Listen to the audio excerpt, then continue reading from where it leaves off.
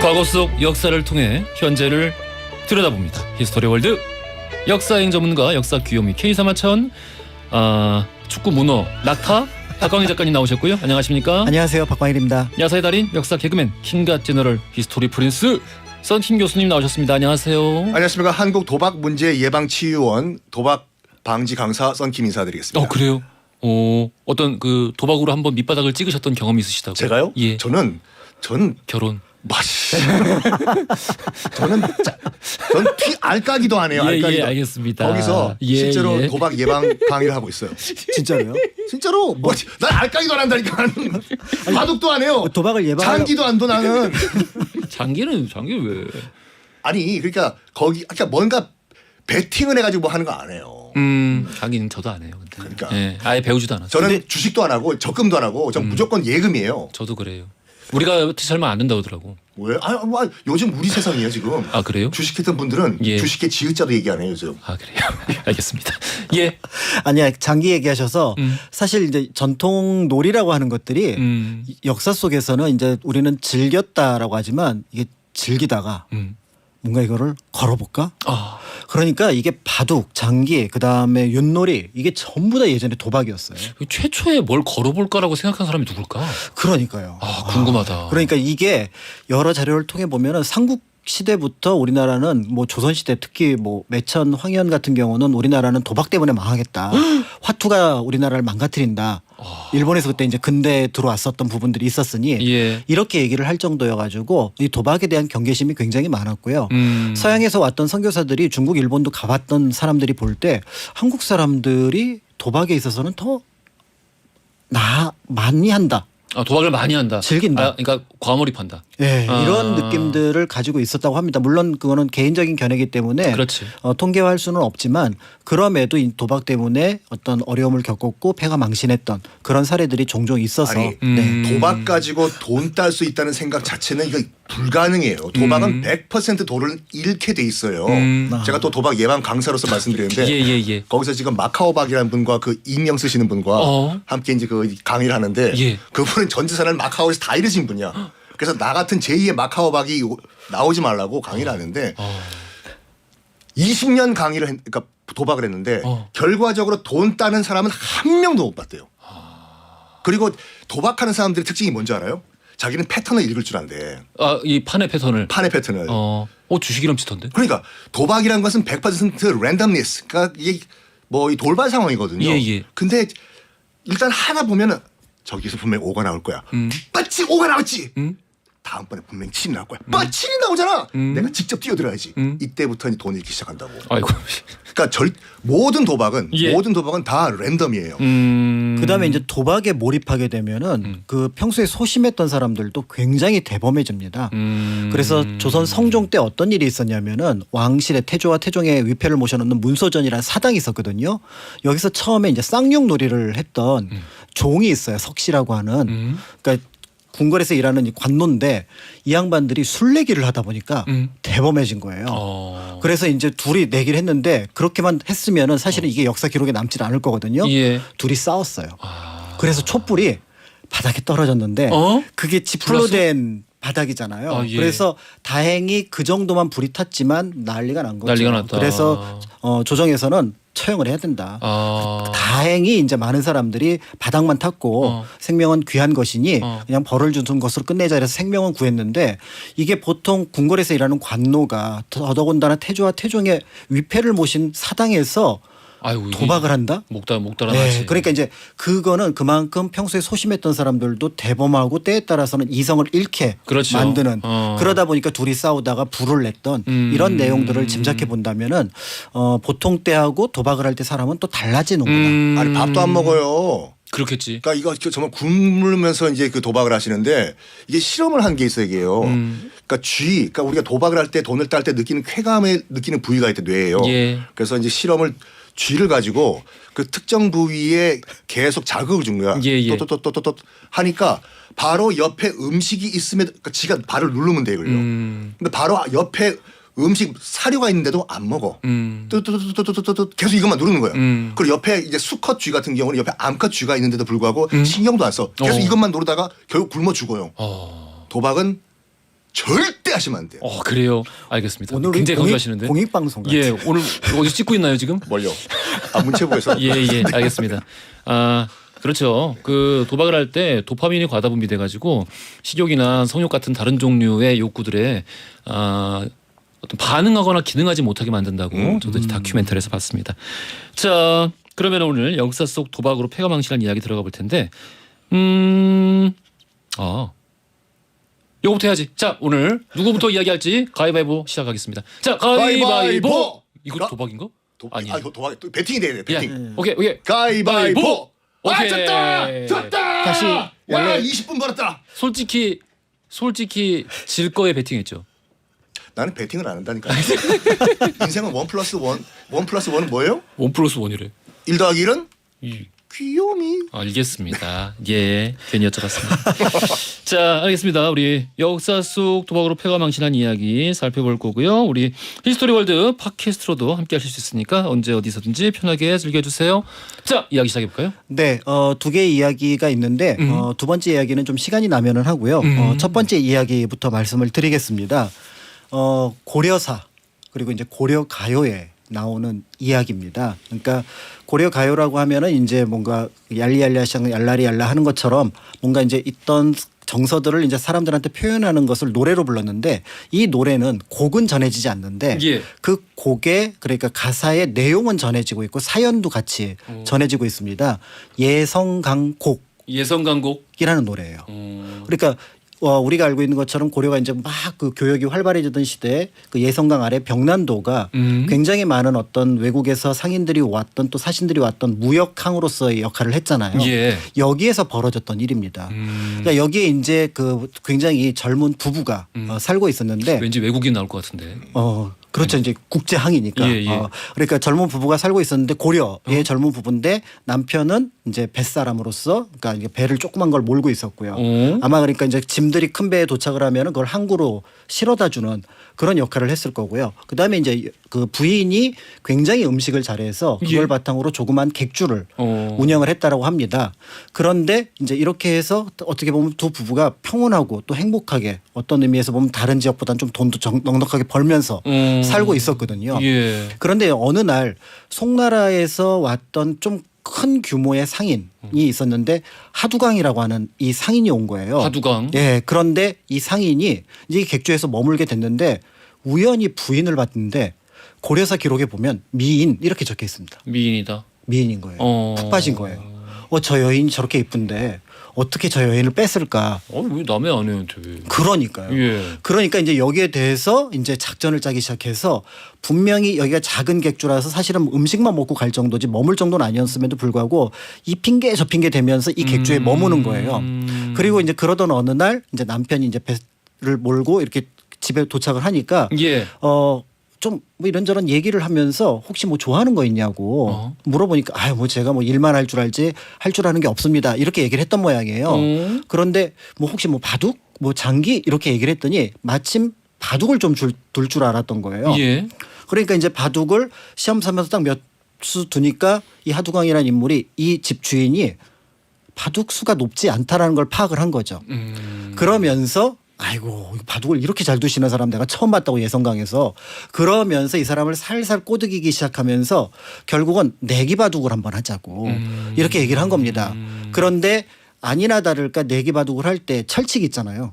져주거나 이겨주는 거를 약간 섞어줘야 되는 거죠. 그렇죠. 상대의 돈을 이제 다 그렇죠. 뺏으려면. 그러니까 계속 잃어주기만 해도 의심을 살 거고 예. 계속 따기만 해도 의심을 살 테니까 사실 안 해버릴 테니까 그러니까 이거를 잃었다가 땄다가 그렇지. 잃었다가 하면서 거짓말도 제일 효과적인 거짓말이 진실을 반 섞어야 되니까. 그렇죠. 예. 그러니까 이 뱃사공이 사실 이제 조금씩 뭔가 이렇게 간이 커지는 간이 커졌어. 그런 느낌이 드는 거죠. 그래서 내기 양이 점점점 높아지는데 결국은 이제 수십 필의 비단을 놓고 내기를 했는데 이 집주인이 이긴 겁니다.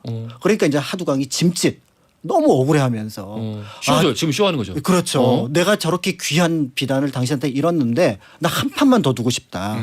라고 얘기를 했더니 이제 그만하시라고. 이 정도면 됐다 그러는데 내 가져온 배와 거기에 있는 물건을 전 재산을 다 걸겠다.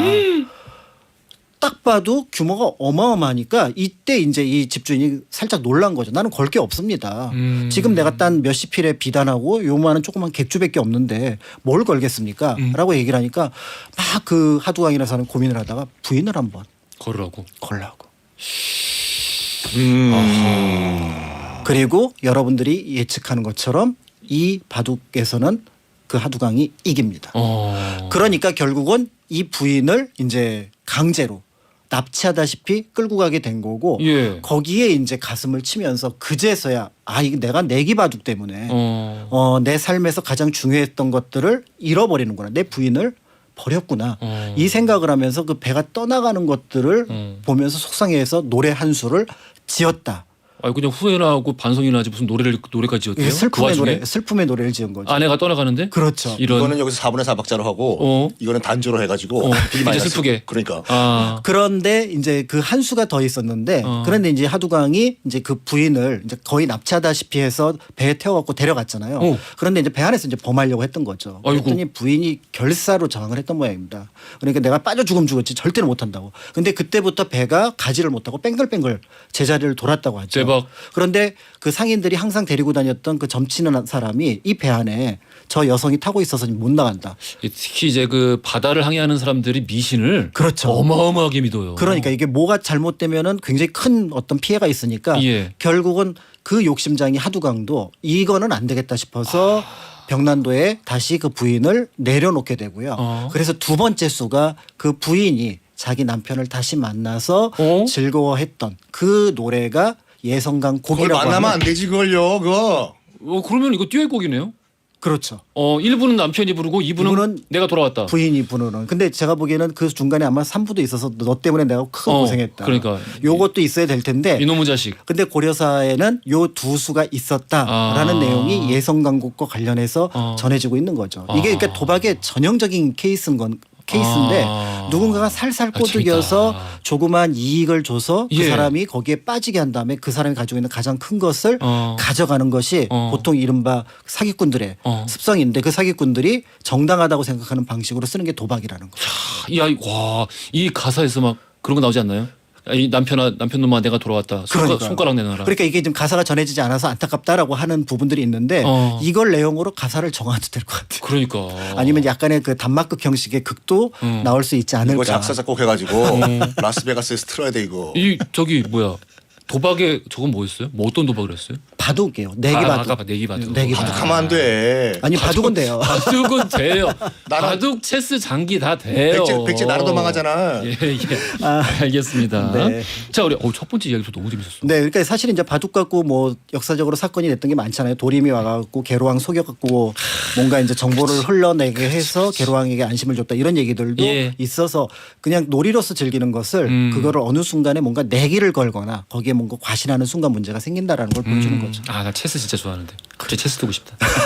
분명히 그 AI한테 질 거예요 그거. AI한테요. 네. 조금 이긴 해요. 핸드폰이랑 해서 조금 이겨. 네. 자, 알겠습니다. 우리 오늘 역사 속 도박으로 패가망신한 이야기 돌발 퀴즈 드릴게요. 자, 도박 중독자들의 뇌를 촬영해 보면은 일반인에 비해서 충동 조절과 이 선택 결정을 담당을 하고 있는 이곳의 기능이 현저히 떨어지는 걸 확인할 수 있습니다. 뇌의 앞쪽 부분에 있어요. 앞쪽에 있습니다. 앞쪽에 있는 이곳의 이름은 과연 무엇일까요? 보기 드릴게요. 1번 전두엽, 2번 후두엽, 3번 추풍낙엽. 힌트. 본인은 힌트를 모릅니다. 괜찮았어. 며칠 60점. 며칠 전에 12.12 예. 구태타 있었던 날. 예. 네. 본인은 그거와 상관이 없습니다. 끝이에요 이걸로? 네. 두 분 다? 오늘 좀 아쉬운데. 본인은 내가 좀 낫지 않았어. 본인은 내가 나. 그래요? 알겠습니다. 무조건 자기가 낫대. 짧은 건 50원, 긴 건 100원이 드는 문자 샵 1035나 무료인 글로 보내주시면 추첨 통해 선물 보내드리겠습니다. 전원 속에 떠나지 마. 최성수의 동행 들으면서 3부로 갈게요. 허지용 쇼.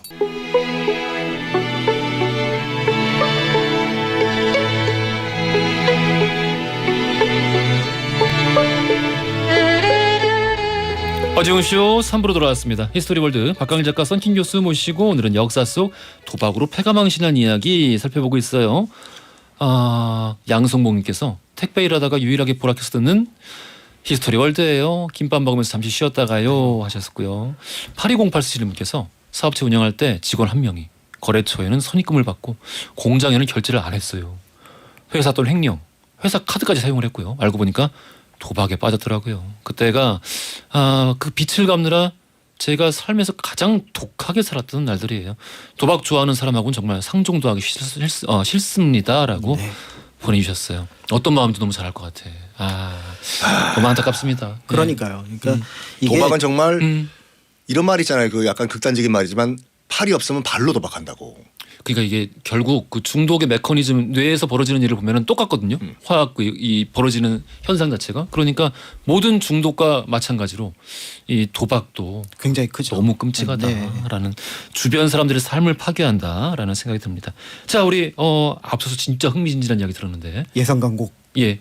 그래서 이제 그 아내의 복수까지 네. 상상해서 들었는데 그 다음 네. 이야기 들어보겠습니다. 네, 그 다음 이야기는 이제 사실 이제 이게 처음에는 도박이 아니었겠지만 도박과 같은 마음으로 접근을 했을 때 나타나는 문제를 보여주는 거라고 볼 수가 있습니다.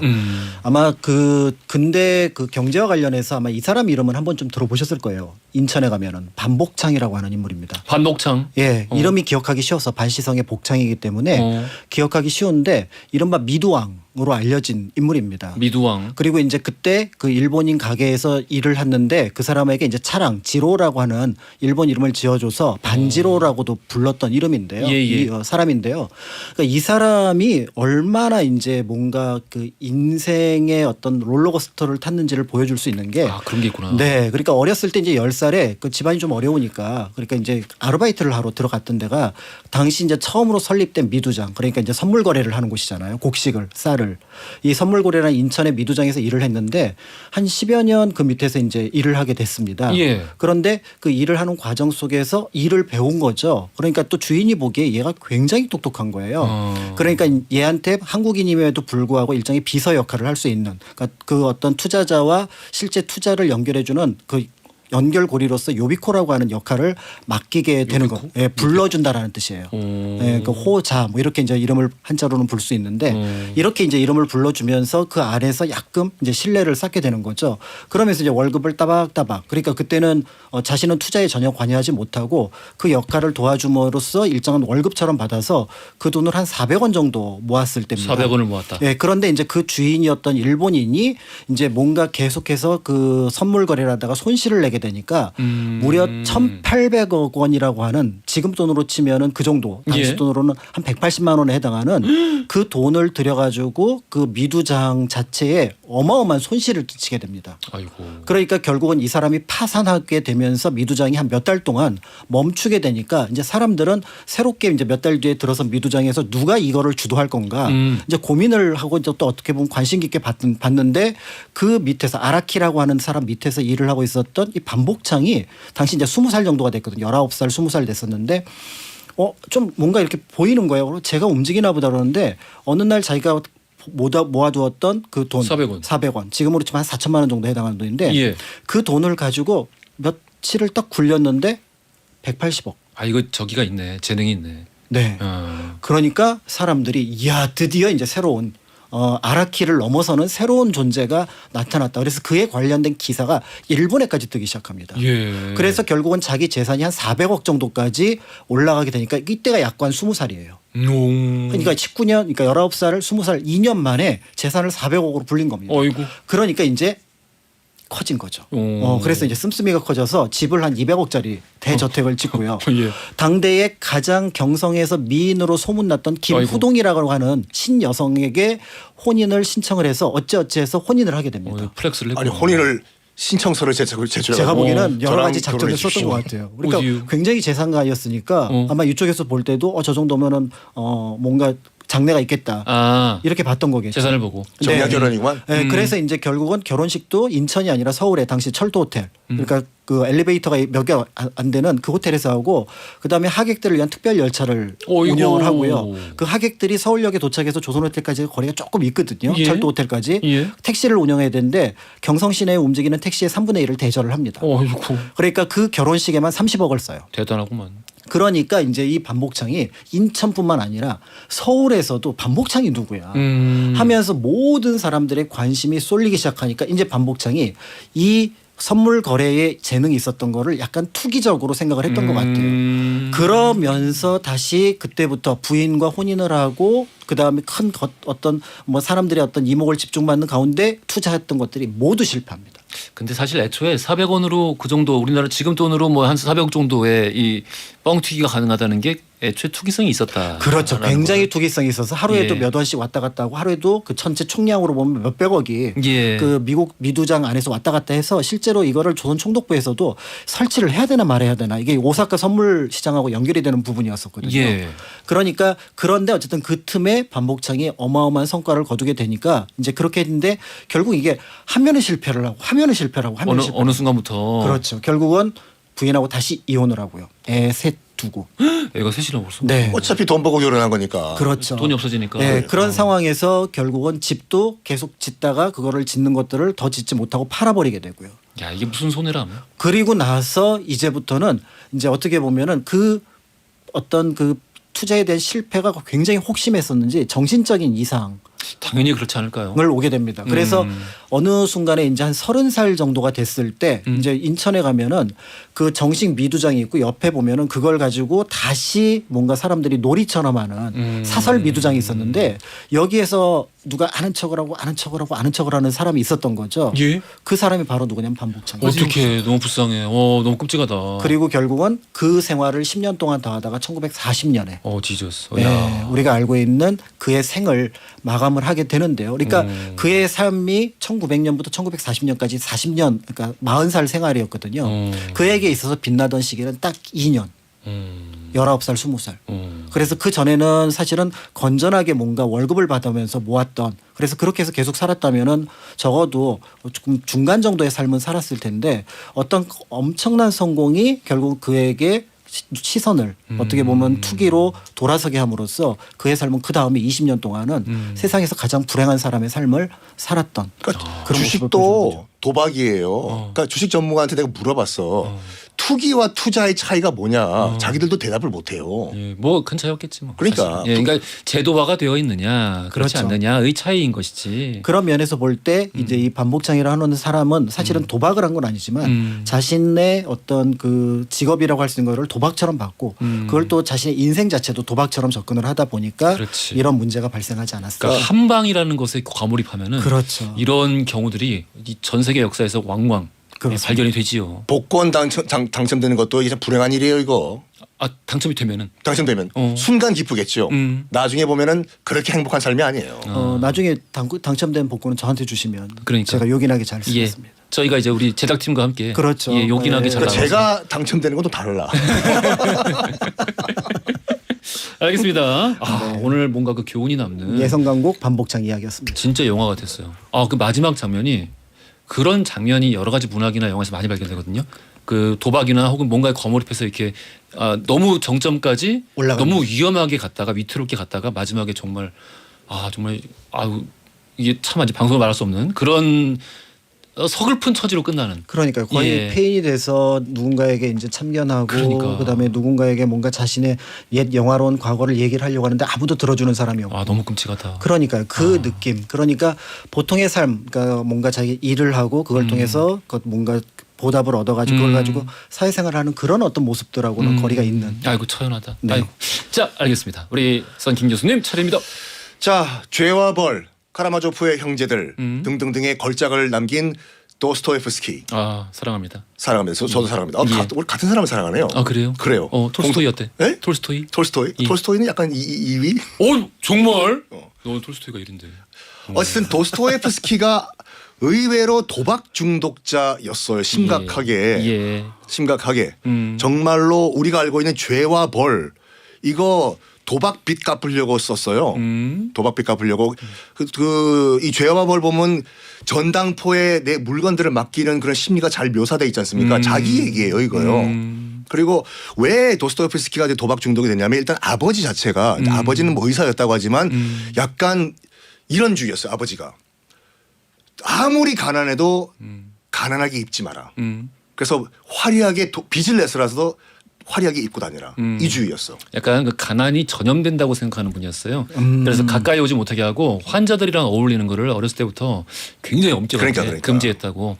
그래서 그 빚쟁이 아버지를 보고 큰 거예요. 빚쟁이 아버지를 보고 크고 이제 그 도스토옙스키의 그 자서전에 따르면은 한 마차역에 있던 복권을 한 장 산 거로부터 나의 도박 인생은 시작됐다.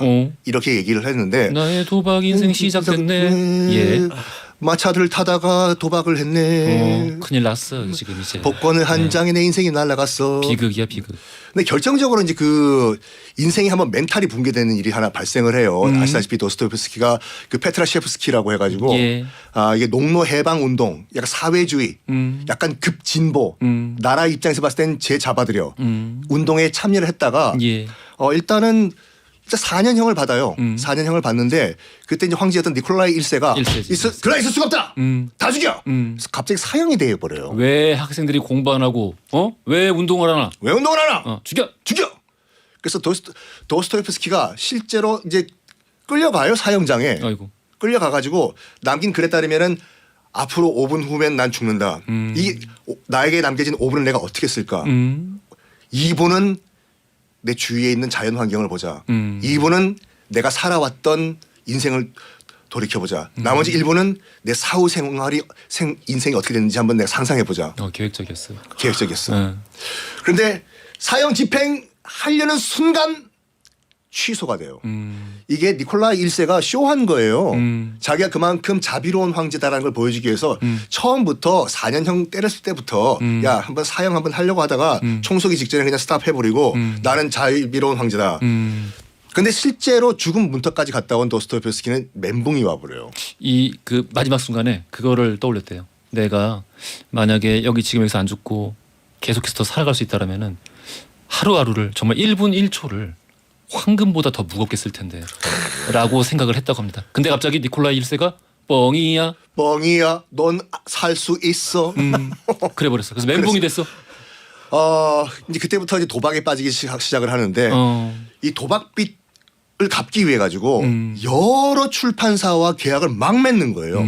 선인세 끌어들여 가지고 그렇지. 이거 가지고 도박하려고. 이때 이제 선인세가 아니라 인세 개념이 아니라 원고료. 원고료. 선원고료. 그러니까 딱 제가 그래요. 어, 여러 출판사랑 다 계약해놓고 선인세 받은 다음에 출판사 전화를 안 받아 내가. 아이고, 야 이런 나쁜 악질. 야. 아니 근데 다 갚았을 거예요. 최근에 책이 예. 세가 굉장히 많이 됐다라는. 아이고, 아니 한 번에 10곳씩 찍으신다고. 하여간 이제 원고료를 이제 끌어 써도 예. 이게 글빚이라고 하잖아요. 글빚. 세상에 제일 무서운 빚이야. 세상에서 제일 무서운 게 글빚인데 이게 따라갈 수가 없는 거예요. 이게 손으로 쓰는 것이. 그렇지. 그래가지고 할 수가 없어가지고 속기사를 한 명 고용을 합니다. 안나라는 한 여인이었어요. 그래가지고 자기가 쓰는 것보다 내가 불러줄 테니까 소설을 안나 너는 받아 쓰라고 빨리빨리. 성이 엄청 복잡해서 아마 못 외우셨을 거야. 안나요? 안나 차이코프스키. 아니야. 그러면 안 된다니까 우리 방송에서. 모든 건 다 러시아 성은 무슨 스키로 끝나면 아니에요. 아무튼 예 성이 복잡하신 아무튼 그 중요한 건 안나야. 안나야. 예 안나. 정말 천사 같은 안나. 그래서 처음으로 이 안나 속기사가 이제 불러준 걸 받아 적어 쓴 소설이 이제 갬블러예요. 우리가 노름꾼이라고 번역이 되고 노름꾼이라고 이제 나오죠. 나오는 책인데 예. 자기 얘기예요. 그러니까 정말 감명이라기보다 짠한 장면이 내가 도박을 해서 모든 재산을 다 잃었다. 나한테는 딱 일전의 동전이 있는데 요게 딱 밥 한 끼 사 먹을 돈이다. 저 앞에 한 끼짜리 빵이 있다. 저거 사 먹을까? 저거 사 먹을까? 너무 배가 고픈데 아니다. 난 한 번 더 나의 도박의 운을 믿어보겠다 해서 이 일전 가지고 가서 또 도박을 해요. 400전까지 키웠다가 또 쪽박을 찬다는 자기 얘기를 갬블러라는 소설을 썼어. 재밌어. 그러니까 이 한방에 대해서 다 경계를 해야 되는데 쉽지가 않아요. 그러니까요. 근데 안나와 이제 그 사랑에 빠지면서 결국은 결혼을 합니다. 두 번째 부인이었는데 이 남편인 도스토옙스키가 처음부터 도박하지 마 여보 이랬으면 더 삐뚤어 나갔을걸요. 안나가 막 닥달하면서 그- 도박하면은 확 그냥 도장 찍어 그냥 수염 확 도스토옙 쓸게. 근데 그게 아니었어. 정말 그러니까 그 안나가 쓴 글을 보면 이렇게 나와 있어요. 우리 남편은 정말 죽음 문턱까지도 갔고 별의별 산전수전 다 겪었지만 이 도박 노름이란 거에 무너지고 있다. 이거는 뭐라고 할까 일종의 질병이다. 거기서부터 벗어날 수밖에 없다. 이거를 인위적으로 멈추게 할 수는 없어요. 상당히 현대적인 개념이죠. 그렇네요. 예, 네. 그 중독을 질병으로 보는 거죠. 그렇죠. 예. 그 당시 이제 그 도스토옙스키가 이제 부인인 안나한테 보낸 편지를 보면 첫 마디가 항상 이거예요. 미안해 여보. 이게 제일 무서운 얘기예요 이거. 뒤에 내 내용은 읽으면 안 돼. 그렇죠. 동감하시죠? 미안해 여보로 시작하는 편지나 그 댓글 코코톡은 읽으면 안 돼. 아 그렇군요. 예, 그랬는데 그러니까 일단 도박을 하러 간다고 하면은 전 재산이었음에도 불구하고 그 안 나간 집안 그 관리를 다 했거든요. 돈 줬대요. 여기서 말리면 얘 더 삐뚤어진다. 하고 오시라고 또 룰렛을 주로 했다고 하는데 당연히 다 잃죠. 미안해 여보. 그때 여보가 머리칼 잘라서 준 그 돈 또 다 잃었어. 아이고. 이런 식으로. 근데 절대로 도박을 끊는다는 소리 안 한 거야. 이거를 평생에 걸쳐가지고 무려 8년에 걸쳐가지고 차근차근 여보 이렇게 하면 안 돼. 그러니까 한 번에 그런 게 아니라 이렇게 스텝 바이 스텝으로 그렇지. 설득을 하는 거예요. 마치 그 약물 중독에서 벗어날 때 조금씩 줄여나가잖아요. 그 금단 용량 현상 자체를 줄이기 금단 현상 위해서. 줄이기 위해서 그것처럼. 맞아. 놀라운 여성이에요. 맞아요. 예. 그래가지고 결국에는 딱 보니까 이런 식으로 이제 원고료를 받아가지고 책을 쓰면은 이 돈이 빨리 탕진될 것 같아요. 그래가지고 그 안나가 스스로 출판사를 하나 차립니다. 차려가지고 여보 당신이 쓰는 책은 내가 차린 출판사에서 내가 책을 내겠어. 우리 한번 돈 한번 모아봅시다. 한번 여생은 우리가 참 잘 살아야지. 그래가지고 이 안나가 돈 관리를 다 한 다음에 드디어 그때까지는 집이 없었어요. 두 부부는요. 처음으로 2층 양옥집을 만들어요. 구해요. 그래가지고 여보 일로 와. 여기가 지금까지 변변한 집도 실도 없었지. 여기 2층 이 방에서 여보 편하게 돈 걱정하지 말고 글 쓰세요. 해서 만들어진 게 카라마조프의 형제죠. 형제들. 형제들. 예. 결국엔 안타깝지만 이 부부의 그런 그 행복한 삶은 예. 얼마 못 가고 바로 그 2층 양옥집에 이사간 그 다음 해에 이제 폐결핵으로 죽는데. 까라마조프의 형제들이 완결이 못됐어요. 그렇죠. 예. 근데 문제는 재혼을 할 수 있었어요. 안나도 그때 그 남편이 죽었을 때가 35살이었거든요. 35. 그 애초에 한 30살 차이 났어요. 그렇지. 예. 도둑놈이에요. 뭐 아무튼 그래서 옛날이라서. 예. 35살이면 충분히 재혼도 할 수 있었는데 그럼요. 평생 재혼을 안 하고 이 자기 남편 도스토옙스키가 쓴 글을 그 보존한 문학 박물관을 만들고 이거를 기념 사업화 파운데이션을 만들고 그렇지. 자기 남편을 문학의 대거장으로 만듭니다. 이 관련한 논문을 제가 읽은 적이 있는데 까라마조프의 형제들에서 이 톨스토이 문학의 톨스토이란다. 도스토옙스키 문학의 정수라고 이제 우리가 보통 부르잖아요. 보면은 이때까지도 이 도스토옙스키 원래 쓰는 이 문투가 그대로 나오는데 문장이 무지하게 길어요. 이게 왜냐면은 계속해서 안나가 그때까지 받아적고 있는 식으로 하고 퇴고가 없는 거예요. 원고를 퇴고를 안 하는 거야. 퇴고 과정 없이 그냥 바로바로 출판사에 넘기는 거죠.